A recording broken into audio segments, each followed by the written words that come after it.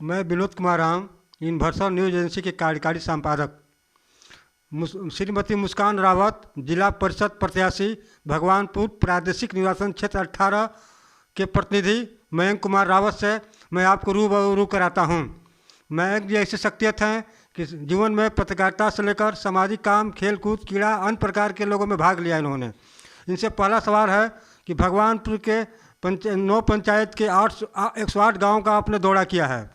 आपने किन किन समस्याओं को यहाँ से अवगत हुए हैं, इस पर आप विचार रखिए। मैंने भगवानपुर के 9 पंचायत के सभी ग्रामों में लगभग मैंने जाके दौरा किया, घूमा। भगवानपुर पंचायत के जितने भी ग्राम हैं उन ग्रामों में बहुत सारी ऐसी जो सरकार की सुविधाएं हैं जो उन तक नहीं पहुंच पा रही है।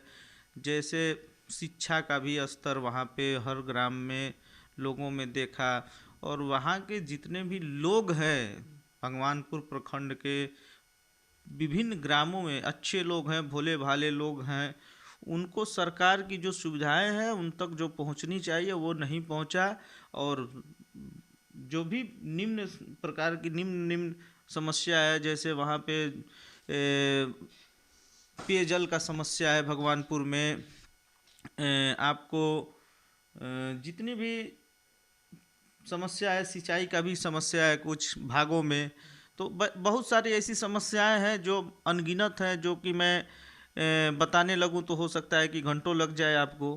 तो लगभग जितना भी अगर माने तो जो मोटी मोटी समस्याएं हैं, जल से समस्या है, जो खेती का भी समस्या है और पेयजल का भी समस्या है, ये एक जो है समस्या जो है मुख्य समस्या है। मैं मयंक जी, आप पत्रकारिता किए हैं, कलम से आपने रचना भी रचा है। मैं आपके क्षेत्र में कई जगह गया है। लड़के खेल कूद तो करते हैं लेकिन उनके लिए मैदान नहीं है। तो आप अगर उसके लिए क्या सोचते हैं आप? हाँ, ये तो है, मैंने देखा है, हर जगह गया है। जहाँ पे मैंने जाता था तो देखता था कि बच्चे हैं, लड़के हैं, लोग क्रिकेट के प्रेमी हैं, फुटबॉल के प्रेमी हैं, लोग खेलते हैं। उनके पास मैदान तो नहीं है।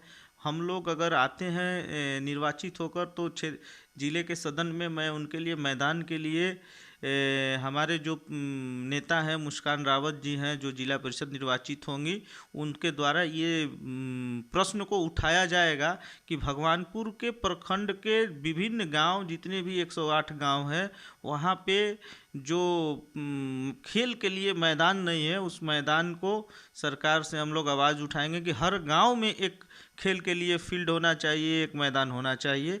इसके लिए हम लोग जिला के सदन में आवाज़ उठाएंगे।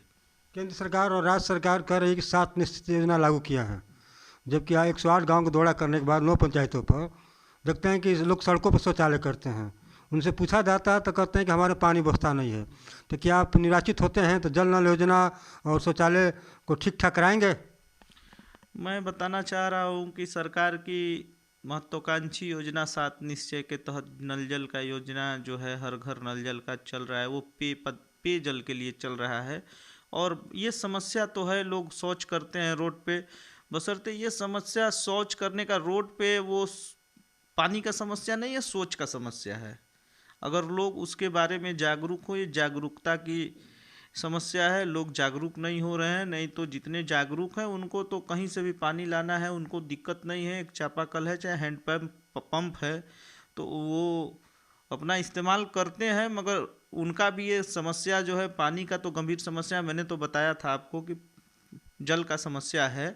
तो इसके लिए हम लोग अगर निर्वाचित होते हैं तो मुख्य रूप से हम लोग इसको ध्यान देंगे, जो सरकार की महत्वाकांक्षी योजनाएं चल रही है उसको धरातल पर लाने के लिए, उसको क्रियान्वयन के लिए हम लोग का पूरा प्लान रहेगा। आप पढ़े लिखे इंसान हैं, आपकी शिक्षा में बहुत सी कठिनाई आई होगी, जबकि अनुसूचित जाति जनजाति के बच्चे को देखते हैं कि शुल्क के बजाय सड़कों पर रहता है। उसके लिए आप क्या करिएगा? जी, हम लोग को तो ऐसा देखने को बहुत सारा मिला है, और हम लोगों ने कुछ जगह पे, जैसे कि हमारे छोटे भाई भी जिला परिषद सदस्य हैं चैनपुर दक्षिणी से, और उनके क्षेत्र में मैं गया था विजिट करने के लिए। मैंने देखा था एक ग्राम है जिगनी ग्राम, वहाँ के जो महादलित या आदिवासी समुदाय के कुछ 400 परिवार रहते थे, वहाँ पर न उनको बच्चे के लिए न कोई शिक्षा के लिए कोई व्यवस्था नहीं था, ना आंगनबाड़ी केंद्र था, ना कोई विद्यालय था। यहाँ तक कि वहाँ पीने के लिए पानी का भी समस्या था, जिसके लिए हम लोगों ने डीएम साहब से बात किया और डीओ से बात किया, शिक्षा पदाधिकारी से भी बात हुआ कि वहाँ पर कम से कम, और ये जो है आईसीडीएस के डीपीएम कौन होते हैं उनसे भी बात हुआ।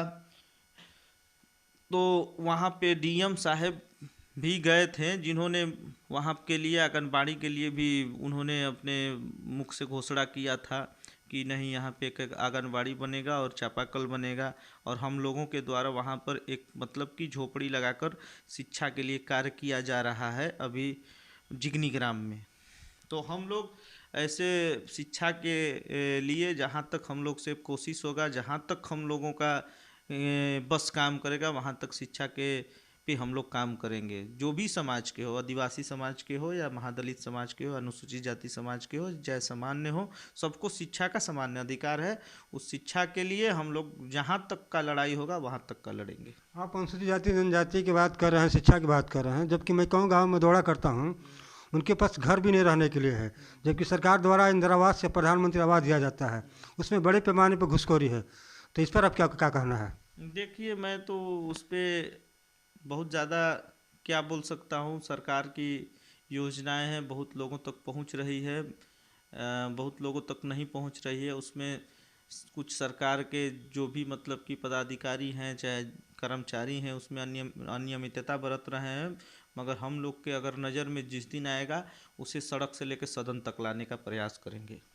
आप मयंक जी, मतदाताओं के लिए क्या संदेश देना चाहते हैं? नमस्कार, मैं मयंक रावत मतदाताओं के लिए यही संदेश देना चाहता हूं कि मतदाता मालिक और मतदाता जो हैं हमारे, ऐसे नेतृत्वकर्ता को चुने, ऐसा नेता को चुने, ऐसा नेतृत्व चुने जो उनके हित और उनके बारे में सोचे, जो उनके दिल से और नेता के दिल से और जनता के दिल से डायरेक्ट लगाव हो और डायरेक्ट जुड़ाव हो, और उनको अपने नेता को ढूंढने के लिए किसी दलाल या किसी बिचौलिया की ज़रूरत न पड़े।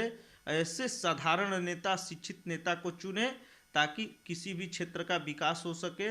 वैसे अगर खूबियाँ समाहित किसी नेता में हो तो उन्हें चुने, अन्यथा ऐसे लोगों का बहिष्कार करे जो समाज के लिए न सोचे और जो जनता के लिए न काम करे।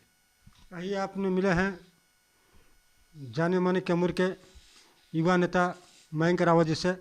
आज मेरे चैनल के समय दिए, इनके लिए मैं धन्यवाद देता हूँ उनको।